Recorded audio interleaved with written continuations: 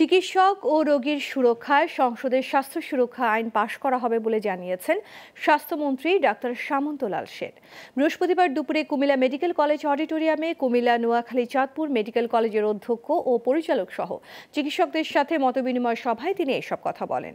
স্বাস্থ্য অধিদপ্তরের মহাপরিচালক ABM খুরশিদ আলমের সভাপতিত্বে সভায় উপস্থিত ছিলেন সংসদ সদস্য বীর মুক্তিযোদ্ধা আকম বাহাউদ্দিন বাহার, সিটি মেয়র তাহসিন বাহার সূচনা, জেলা প্রশাসক খন্দকার মোহাম্মদ মুশফিকুর রহমান। এ সময় কুমিল্লায় একটি ক্যান্সার হাসপাতাল নির্মাণের প্রতিশ্রুতি দেন স্বাস্থ্যমন্ত্রী।